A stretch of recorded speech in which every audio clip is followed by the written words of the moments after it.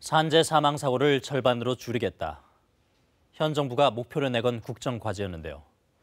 2018년 970명대까지 늘었던 산재 사고 사망자는 이듬해 좀 줄어드는가 싶더니 지난해에는 오히려 더 늘었습니다. 무엇이 문제일까요?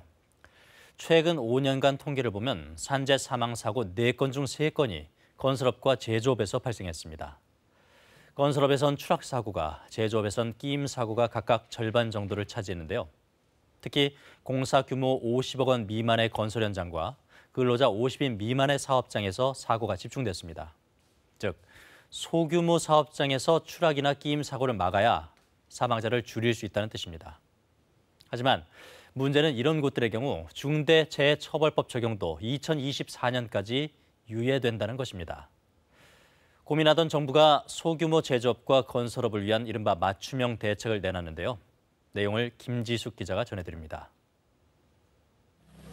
지난 8일 40대 노동자가 기계에 끼어 숨진 사고. 직원 20명 안팎의 소규모 공장에서 발생했습니다.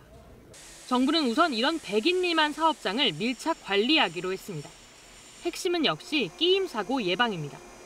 특히 하청업체에 끼임 위험이 있는 기계의 수리나 점검을 맡길 경우 반드시 원청 회사가 직접 작업 현장의 안전을 확인하도록 했습니다. 영세한 공장에 대해선 위험기계 교체 등 안전 비용을 적극 지원할 계획입니다. 사고가 빈번한 건설업은 규모별 대책을 더 세분화했습니다. 200인의 업체에 100억 원 이상 건설 현장은 건설사 본사의 책임이 더욱 강화됩니다. 사망 사고가 반복되면 본사와 전국 현장을 동시에 감독할 방침입니다. 100억 원 이하 현장은 기술지도 중심으로, 1억 원 미만 소규모 현장은 추락 방지 작업대 등 설비 재정 지원을 중심으로 안전 관리를 강화합니다. 특히 하청업체에 적정한 공사 기간과 비용을 제공하도록 의무화하고 안전시설 설치 비용도 공사비에 반영하도록 했습니다.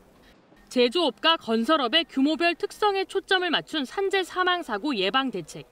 내년 중대재해처벌법 시행을 앞두고 더 이상 일터의 사망 사고를 방치할 수 없다는 다급함이 배어 있습니다. 기업별 안전보건관리 체계를 확립하고 중대재해를 획기적으로 감축시킬 수 있는 마지막 골든타임이라고 생각을 합니다. 정부는 이번 대책이 현장에서 실제 작동하는지 점검하기 위해 지자체와도 협업해 안전보안관 등을 통해 위험 요인을 감시하게 할 방침입니다. KBS 뉴스 김지숙입니다.